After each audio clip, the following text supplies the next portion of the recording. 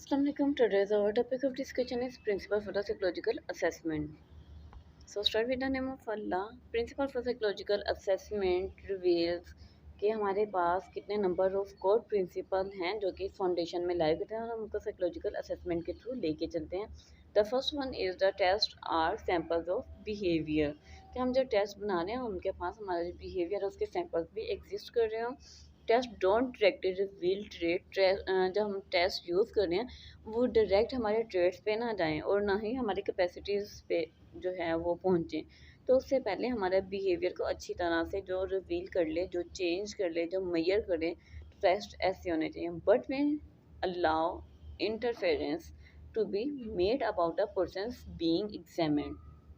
Means के direct हमारे traits पे ना जाएं लेकिन हम ट्रेड्स के इफ़ेक्ट्स की वजह से हमारे बिहेवियर में जो चेंजेस आ रही हैं हम उसको मेजर कर सकें.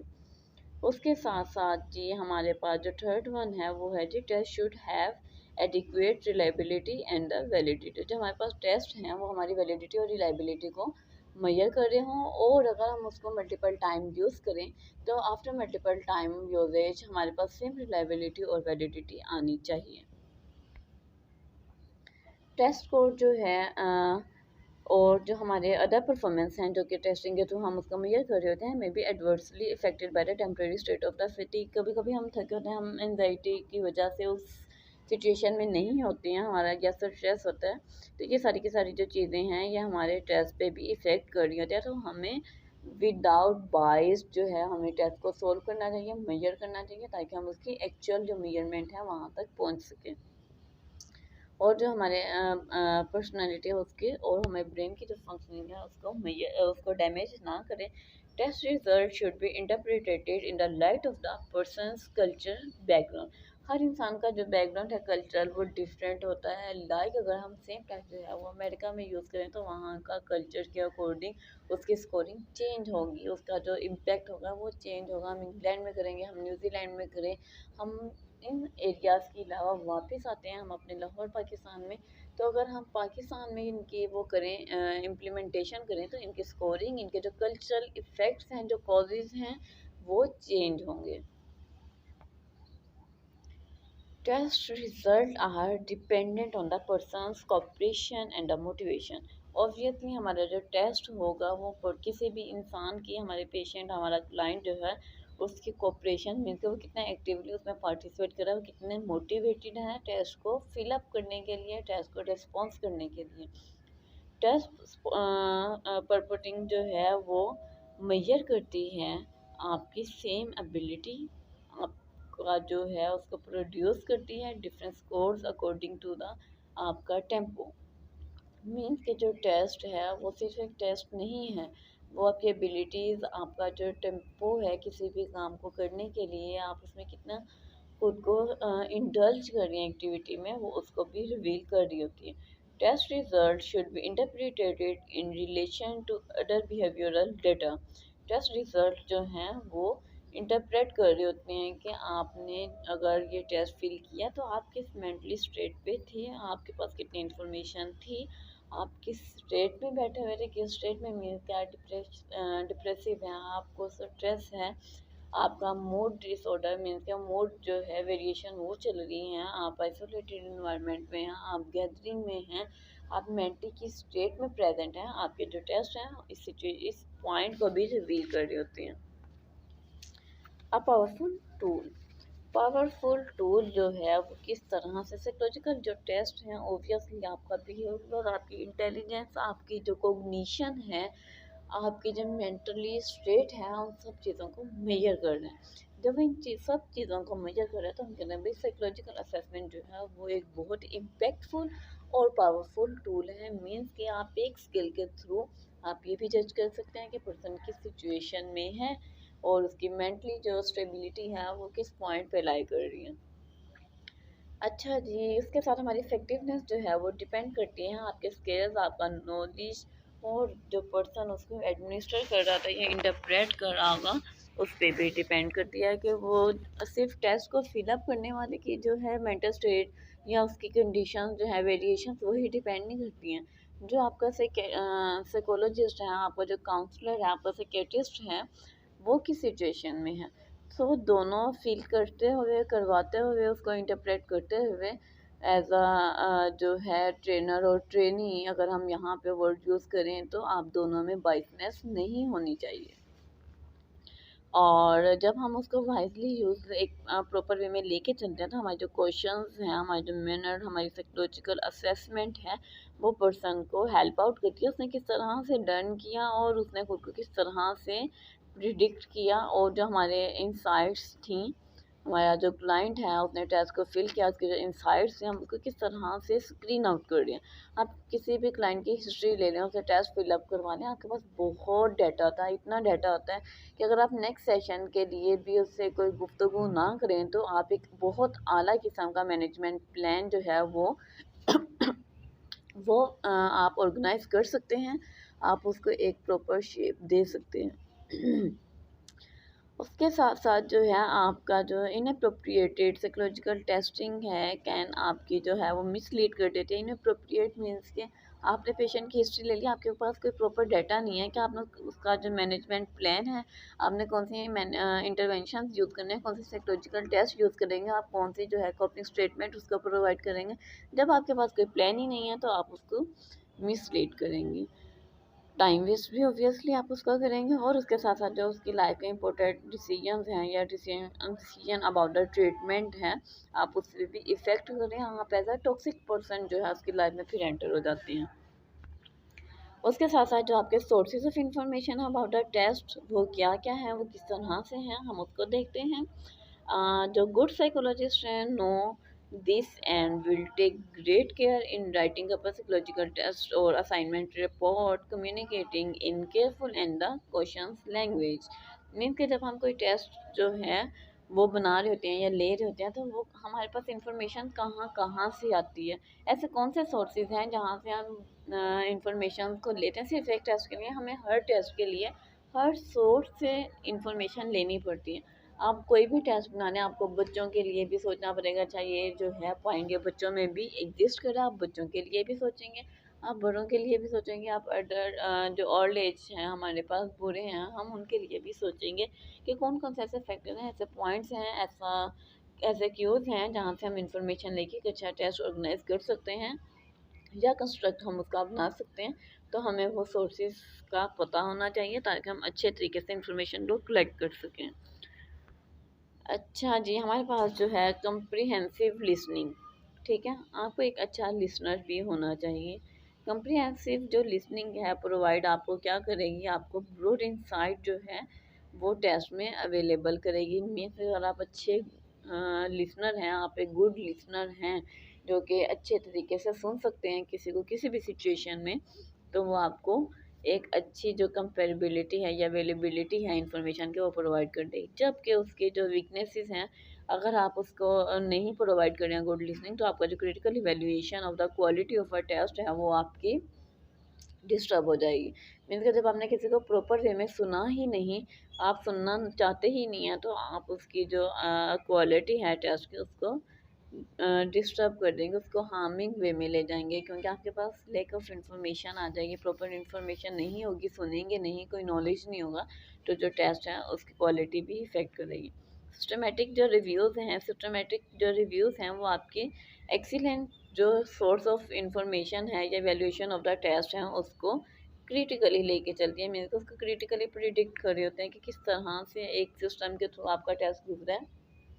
सिस्टम के थ्रू कि आपने कोई टेस्ट जो है आप किसी सब्जेक्ट की रिसर्च में हैं और आपने टेस्ट जो है वो क्रिएट करना है, आपने एक क्वेश्चन एयर सॉरी बनाएंगे, तो आप उसके लिए किन पॉइंट पे आप पहले अपना टॉपिक सोचेंगे, टॉपिक में आपने कौन से वेरिएबल्स इंक्लूड करने हैं, आप उन वेरिएबल्स पे वर्किंग करेंगे, सर्चिंग करेंगे, आप कौन सी टेक्निक यूज़ कर रहे हैं, आप उस टेक्निक पे फोकस करेंगे। उस टेक्निक के बाद आपका सैम्पल साइज़ जो है, सैम्पल साइज़ क्या होना चाहिए, कहाँ से होना चाहिए, आप उस पर फोकस करेंगे। आफ्टर डेटा कलेक्शन जो है आप टाइमिंग देखेंगे कि ये जो स्केल या क्वेश्चन के लिए टाइमिंग है, आपने किस टाइम पे कंस्ट्रक्ट किया, उस टाइमिंग में ज़्यादा अच्छे रिजल्ट आ रहे हैं या किसी और टाइमिंग में अच्छे रिजल्ट आ रहे हैं, तो आप इन सारी की सारी चीज़ों को मैयर करेंगे कि सिस्टम के थ्रू गुजरेगा तो वो आपको एक क्रिटिकल इवेल्यूएशन भी उसी के अकॉर्डिंग देगा। जबकि आप जो है एक इवेल्यूएशन प्रॉपर नहीं करेंगे तो आपके पास जो है बहुत सारे टेस्ट जो हैं वो अवेलेबल नहीं होंगे। लॉन्ग टाइम जो है आप उसमें पब्लिकेशन भी नहीं करवा सकते हैं, पब्लिकेशन नहीं होगी तो आपके रिव्यूज़ जो हैं वो भी नहीं आएंगे। इलेक्ट्रॉनिक जो लिस्टिंग है वो आ जाएगी very time efficient quick method. Electronic जो लिस्टिंग है मींस के आप इसको गूगल पे किस लेवल पे लाए करवा रहे हैं से मींस के आपका जो टेस्ट क्रिएशन है वो डिपेंड करेगी आपकी एबिलिटीज, आप कितना अच्छा जो है टेस्ट को प्रिपेयर करेंगे, तो उसी के अकॉर्डिंग आपकी जो लिस्टिंग है रैंक जो है गूगल पे वो इंक्रीज होगा। अगर अच्छे रैंक पे है तो आपको इतनी ज़्यादा मेहनत करनी नहीं पड़ती है, क्योंकि आपकी वैलिडिटी रिलायबिलिटी जो है वो इलेक्ट्रॉनिकली लिस्टिंग में आ चुकी हुई है, वो एक वैलिड टेस्ट में आएगा। तो वो नहीं, अगर आपकी ये वैलिडिटी नहीं आती है तो आपके जो डिस्क्रिप्टिव हैं, आपके जो critical evaluation of the quality है वो किसी रैंक में लाए ही नहीं करती हैं। उसके अलावा जो आपकी इसमें वीकनेस आएंगी, जब आपकी इलेक्ट्रॉनिक लिसनिंग नहीं होगी तो इन्फॉर्मेशन जो है वो आउटडेटेड हो जाएगी, मीन्स वो एक स्पेसिफिक टाइम के लिए थी, आपने उसको लॉन्ग टर्म नहीं लेके चली हैं तो वो भी उसमें जो है वो हार्म आ जाएगा। थर्ड जो है आपका sometimes unavailability of an entry. कभी आपका जो टेस्ट है आप उसमें प्रॉपर मीन्स के वो टाइमिंग को जब मेंशन नहीं करते हैं तो वो आपके unavailability of the entry means के आप उसमें एंट्रेंस कर ही नहीं सकते हैं according to time, according to situation, according to the mental state. तो जब आप इन तीनों सिचुएशंस के अकॉर्डिंग इसमें प्रॉपर इंटरेक्ट नहीं कर रहे हैं तो आपकी अनअवेलेबिलिटी आ जाएगी, वो भी इसके लिए हार्म रहेगा। फोर्थ वन जो है वो आपकी आ जाएगी स्पेशल पर्पस ऑफ कलेक्शन, कि आप जो है उसको किस लिए कर रहे हैं। तो आपको अप टू डेट तब तक रहना चाहिए आपका टेस्ट, आपका क्वेश्चन है, जब तक आप उसको पब्लिकेट नहीं कर लेते हैं, आपकी उसकी पब्लिकेशन नहीं हो जाती है। तो जो आपकी वीकनेस इसमें आएगी वो क्या है, आउटडेटेड हो जाएगा with in a few years. Means कि आप अपने जस्ट रिसर्च पर्पज़ के लिए यूज़ करें तो वो एक टाइम लिमिटेड होगा, लेकिन अगर आप उसको लॉन्ग टर्म लेके जा रहे हैं तो फिर उसमें आपको मेहनत ज़्यादा करनी पड़ती है। और अगर लिमिटेड टाइम के अकॉर्डिंग कर रहे हैं तो उसके वीकनेस क्या होंगी कि वो कुछ सालों के बाद यूज़लेस हो जाएगा। एक आधा स्टूडेंट यूज़ कर लेगा, लेकिन बहुत सारे स्टूडेंट जो हैं वो उस टेस्ट को स्केल को लेके नहीं चल पाएंगे। तो जो उसमें ऑर्डिनरी अपडेटेड हैं वो उसमें इंक्लूड नहीं करेंगे। अच्छा जी, फिफ्थ वन हमारे पास आ जाता है बुक्स अबाउट सिंगल टेस्ट, कि उसमें हमारी जो स्ट्रेंथ्स हैं, हमारे जो गुड पॉइंट्स हैं वो क्या है, rich source of the information about a particular test, books about single test. ठीक है, सिंगल टेस्ट के अकॉर्डिंग जो बुक्स हैं हम सिर्फ उसी को ही वही इंफॉर्मेशन लेंगे तो वो हमारे पास बहुत सारी जो है इन्फॉर्मेशन ले आएगी, बहुत सारी इन्फॉर्मेशन आएगी तो हम उसको अच्छे वे में लेके चलेंगे। हमारे पास बहुत सारा डाटा होगा तो हम बहुत स्टैंडर्डाइज वे में टेस्ट को या स्केल को क्रिएट कर सकते हैं। लेकिन बहुत सारा डाटा होगा तो हमारे पास not available for many test, means कि हम तो एक ही टेस्ट से रिलेटेड कर रहे हैं तो उसमें वीकनेस क्या आएगी, हम उस स्केल को सिर्फ एक खास पर्पज़ के लिए यूज़ कर रहे हैं, एक खास टाइमिंग के लिए यूज़ कर रहे हैं, हम उसको दूसरे टेस्ट के साथ या दूसरी सिचुएशन के साथ रिलेट नहीं कर पाएंगे। उसके साथ साथ जो है राइटर्स जो हैं मे बी बायस्ड, हम बायस्ड हो जाते हैं कि हम किसी और तरफ जाते ही नहीं हैं, हम सिर्फ उसी के अकॉर्डिंग जो है सोचेंगे, उसी टेस्ट, उसी सिचुएशन, उसी हालातों जो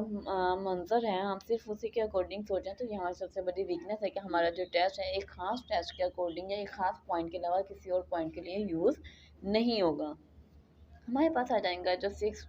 जो पॉइंट है जहाँ से हम इंफॉर्मेशन ले सकते हैं अपने टेस्ट क्रिएशन में, वो हमारे पास आ जाएंगी टेक्स्ट बुक। टेक्स्ट बुक क्या है, provide insight into popularity of the test, कि हमारा जो टेस्ट है या हम जो क्रिएट करना चाह रहे हैं, हमारा जो पॉइंट है टेस्ट क्रिएशन में वो ऑलरेडी कितना पॉपुलर है।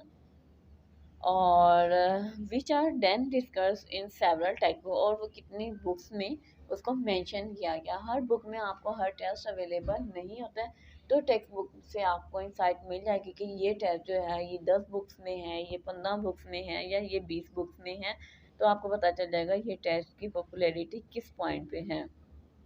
और अगर आप सिर्फ टेक्स्ट बुक पे ही रिलाई करते हैं तो उसमें वीकनेसेस क्या आएंगी, वीकनेसेस आएंगी कि हमारे पास inclusion of test in many text books doesn't mean that these test are the best. کہ ہم اگر انہیں بکس میں سے دیکھتے ہیں کہ یہ 10 سے 15 بکس میں یا یہ 50 بکس میں ٹیسٹ ہے، تو ہمارے پاس ویسے انفارمیشن یا ریلائبلٹی نہیں آتی ہے کہ یہ وہی ٹیسٹ ہے، یہ اسی جو ہے کنسٹرکٹ میں موجود ہے۔ ہو سکتا ہے کہ ہر بک میں پبلش کرتے ہوئے جو پبلشر ہے اس نے کچھ چینجز کی ہوں، آپ کو صرف اس کے نام پہ نہیں رہنا، تو یہ اس میں ویکنیس آ جائے گی۔ اس کے بعد ہے جی ہمارے پاس جرنلز۔ جرنلز سے ہمیں انفارمیشن کیسے ملے گی؟ ہمیں important source of the information for the latest research on the test. General کے تھرو ہمیں پتہ چل جاتا ہے کہ ہم نے جو ٹیسٹ کریٹ کیا ہے اور ہمارے پاس جو ٹیسٹ کریشن یا اسکیل کریشن کا جو ٹاپک ہے وہ کتنا اپڈیٹڈ ہے، کتنا لیٹسٹ اس میں نالج لائے کر ہے، اور اس پہ جو مزید ورکنگ ہے اور لوگ جو ورکنگ کر رہے ہیں وہ کتنا اس کو اپڈیٹڈلی لے کے جا رہے ہیں۔ تو اس کی جو weakness I think ten to concentrate more on testing methodology reader then on the test it self. تو اس میں کیا ہے کہ اگر ہم صرف جرنل پہ ریلائی کریں گے تو ہم صرف اس کی میتھڈولوجی پہ ہی ورکنگ کریں گے، جبکہ ہمیں اس ٹیسٹ پہ فوکس کرنا چاہیے۔ میتھڈولوجی کے ہم نے اس کو with the passage of time according to the situation ہم اس کی میتھڈولوجی پہ چینجز کریں گے، لیکن ہمیں اس کے میتھڈولوجی پہ ایک بار ورکنگ کرنے کے بعد ہمیں اس ٹیسٹ پہ فوکس کرنا چاہیے کہ ہم نے یہ پوائنٹ انکلوڈ کیے تھے، ان پوائنٹس کی ویلیڈیٹی اور ریلائبلٹی کتنی لائی کری ہے، نہ کہ ہم اس کے بار بار میتھڈس کو چینج کریں۔ میتھڈ چینج کرنے کے لیے مینس کہ ہم اس میں کون سی سیمپلنگ اسٹریٹجی یوز کر رہے ہیں، ہم ان میں کون سا سیمپلنگ ڈیٹا لے رہے ہیں، کون سی اس میں ٹیکنیکس اور کلوز جو ہیں وہ یوز کیے ہیں، ہم اسی پہ بار بار فوکس کریں گے، تو یہ اس کی سب سے بڑی ویکنیس ہے۔ پبلشرز کیٹالوگ میں جو ہمیں انفارمیشن اباؤٹ دا ٹیسٹ ملتا ہے، اس میں ہمارے پاس ایک اچھا پوائنٹ کیا ہوتا ہے، وہ ہے کہ best source of the practical matters,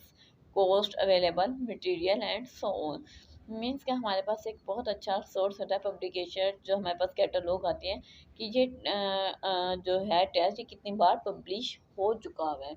means کہ ہم اپنے ویریشن کریں، جیسے ہمارے پاس انٹیلیجنس ٹیسٹ ہیں وہ ہم نے 1 2 میں بھی ہم نے دیکھا ہوا ہے، اس کے علاوہ ہم نے چائلڈ کے جو انٹلیکچوئل ٹیسٹ ہیں ہم نے ان کی اپڈیشن بھی دیکھی ہے، 1 ہے 2 ہے، سب سے بڑھ کر اگر ہم ڈی ایس ایم کی طرف آ جائیں تو ڈی ایس ایم 1 2 3 4 5 ٹھیک ہے، اور اس کے بعد ان کا ہم نے ٹی آر ورژن بھی دیکھا ہوا ہے، مینس کہ پبلش ہو رہا ہے وہ بار بار، تو اس پبلیکیشنز کے تو ہمارے پاس ایک اچھا source of the practical metre آ جائے گا کہ پریکٹیکلی اس میں کیا کیا ویریشن یا چینجز آ رہی تھی اور ہم نے اس کو کس طرح سے میئر کیا۔ تو یہ آپ کا پبلشر کیٹالوگ سے بھی آپ کو اپنے ٹیسٹ کریشن میں ایک اچھا سورس مل جاتا ہے، ایک اچھی انفارمیشن مل جاتی ہے، جبکہ اس کا لوس یا اس کی نیگیٹو امپیکٹ کیا ہے آپ کے اسکیل پہ، آپ کے جو ٹیسٹ ہیں اس پہ، وہ ہے کہ note N objective source, the publisher in the business of selling the test. کیونکہ پبلشر نے تو سیل کو جو آپ کے پاس ٹیسٹ ہے اس کو سیل آؤٹ کرنا ہوتا ہے، تو وہ اکارڈنگ ٹو دا سچویشن جو ہے کچھ بھی چینج کر دے گا، اس میں ہمارے پاس پھر اگین جو ہے ویلیڈیٹی اور ریلائبلٹی کے ایشوز آ جائیں گے، اور ان ایشوز کو ریزالو کرنے کے لیے ہمارے پاس ایک ہی سچویشن ہے کہ ہم ان کی ویلیڈیٹی اور ریلائبلٹی کو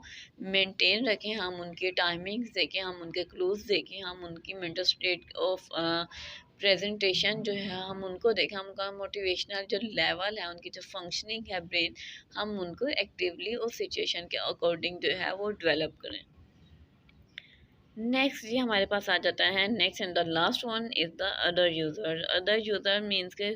good source for the practical metre اور experience and peculiarities of a test. Peculiarities of a test means کہ ہم اس کی خاصیت کیا تھی، ہم اس کو دوسرے لوگوں سے اگر سن رہے ہیں، جیسے اس میں آ جائے گی نا ہماری ماؤتھ جو ہے ایڈورٹائزمنٹ یا ایڈجسٹمنٹ آ جائے گی کہ آپ نے ایک ٹیسٹ یوز کیا، یا ہم ایک میڈیسن کو یوز کرتے ہیں تو ہم سیدھا ڈاکٹر کے پاس تو جاتے ہی ہیں، اس کے علاوہ جو ہے ہم کبھی اپنے فرینڈز اور اپنے جو پیئرز ہیں، اپنے جو سراؤنڈنگ ہے، سوشل سرکل ہے، ہم وہاں سے بھی سن لیتے ہیں بھئی آپ کو ٹیمپریچر ہوا تھا، مجھے بھی ایسے ہی ٹیمپریچر ہوا، اور ہم نے اس کے اکارڈنگ ایسی میڈیکیشن جو ہے وہ یوز کر لی۔ ایسی میڈیکیشن یوز کر لی مینس کہ ہم جو ہے دوسرے ڈائریکٹ سورس پہ نہیں جا رہے ہیں، ہم جو ہے ادھر ادھر کے لوگوں سے انفارمیشن لے رہے ہیں اور اسی کے اکارڈنگ اس کو سرو کر رہے ہیں، اور یہ ایک اچھے آپ کے پاس ایک شارٹ کٹ آ جاتا ہے۔ لیکن اس کا نقصان آپ کے پاس کیا ہوگا کہ آپ چونکہ ڈاکٹر کے پاس نہیں گئے اپنے ایشو کے لیے، تو آپ کا جو بیسک کاز ہے آپ کو وہ پتہ نہیں چلے گا، وہ پتہ نہیں چلے گا تو آپ پراپر ٹریٹمنٹ نہیں لے سکتے ہیں۔ آپ جسٹ اس کو سپریس کر رہے ہیں اس ایشوز کو یا اس سمٹم کو، تو وہ آپ کی ویلیڈیٹی اور ریلائبلٹی کو افیکٹ کرے گا۔ اسی طرح سے ہمارے ٹیسٹ میں ہے کہ ہم اپنے ٹیسٹ سے ریلیٹڈ دوسروں سے اچھا بھائی میں نے بھی ٹیسٹ بنایا تھا، میں نے اس میں یہ پوائنٹ انکلوڈ کیے تھے، اچھا ٹھیک ہے آپ بھی اس میں ریسرچ نہ کریں، آپ جائیں گے انفارمیشن لیں گے۔ اسٹوڈنٹ جو ہمارے کرتے ہیں وہ اپنے فرینڈ سے ہی پوچھ کے اچھا تمہارا یہ تھا تم نے اس میں یہ پوائنٹ انکلوڈ، چلو میں بھی یہ کر لیتی ہوں یا کر لیتا ہوں، آپ کے یہ پوائنٹ تھے تو چلو میں اس کو تھوڑا سا چینج کر رہی ہوں، میں اس میں یہ پوائنٹس ایڈ کر لیتا یا کر لیتی ہوں۔ تو وہ کیا ہے کہ آپ پراپر پروسیس سے نہیں گزرتے ہیں، جب آپ پراپر پروسیس سے نہیں گزرتے ہیں تو بہت سارے جو پوائنٹس آپ کے آبزرویشن جو آپ نے آبزرو کرنا ہے وہ کوئی دوسرا آپ کے حصے کا نہیں کر سکتا۔ تو جب آپ کی یہ ایشوز ایگزسٹ کرتے ہیں، آپ کی جو میں اسے کہتی ہوں کہ سستی ہے وہ آپ کی کامیابی کے آڑے آ جائے گی، تو جب وہ اس طرح سے ڈسٹریکٹ کرے گی آپ کی سکسیس کو، تو آپ کے پاس بہت سارے جو پوائنٹس ہیں وہ مس ہو جائیں گے۔ تو سب سے پہلا پوائنٹ یا ویکنیس جو ہے وہ ادھر مینشن کی ہے، وہ ہے کہ آپ اپنے جو ٹیسٹ ہے اس کی لیٹسٹ انفارمیشن کے ساتھ فیملیئر نہیں ہوتے ہیں۔ اس کے بعد جو ہے ڈیولپمنٹ آف آر ٹیسٹ جو ہے آپ اس سے بھی محروم رہ جاتے ہیں کہ آپ نے جو ورکنگ کی آپ سے پہلے یا آپ کے بعد والے لوگ اس کو کس طرح سے لے کے جائیں گے۔ اس کے بعد جو آپ کی ججمنٹ ہے وہ آپ کی کریٹیکلی وے میں اوبویسلی کم ہو جائے گی، کیونکہ آپ نے وہ پراپر فنکشننگ سے گزرے نہیں ہیں، آپ گزرے نہیں ہیں، آپ کو انفارمیشن نہیں ہوگی کون سے پوائنٹس اور کون سے کلوز جو ہیں وہ کس طرح سے افیکٹ کریں گے۔ تو یہ ساری آپ کی انفارمیشن ہے، مینس کہ آپ اگر ٹیسٹ کریٹ کر رہے ہیں تو اس سے پہلے آپ کو کن پوائنٹس پہ فوکس کرنا چاہیے، کہاں کہاں سے انفارمیشن کس طرح سے لینی چاہیے، اور جو آپ انفارمیشن لے رہے ہیں اس میں آپ کو ان کی ویکنیسز اور ان کے جو اسٹرینتھس ہیں اس پہ آپ کو فوکس کرنا چاہیے۔ اگر آپ اسٹرینتھ اور اس کی ویکنیس پہ فوکس نہیں کریں گے، جسٹ انفارمیشن لے کے آپ ایک ٹیسٹ کو کریٹ کر لیتے ہیں لیکن وہ بہت ہی ٹائم لمیٹیڈ رہتا ہے، سم ٹائم تو وہ آپ کی ریسرچ کے لیے بھی اپروپریٹ نہیں رہتا اور دوسرے لوگ تو اس کو کیا یوز کریں گے، وہ ایک سیپریٹ آ جائے گی۔ سو اپنے جو ٹیسٹ کریشن ہے اس میں آپ کو ویلیڈیٹی ریلائبلٹی کے علاوہ جو سورس آف انفارمیشن ہے ان میں بھی آپ کی آبزرویشن اچھی ہونی چاہیے۔ سو ملتے ہیں ایک نیکسٹ لیکچر اور ٹاپک کے ساتھ۔ جزاک اللہ۔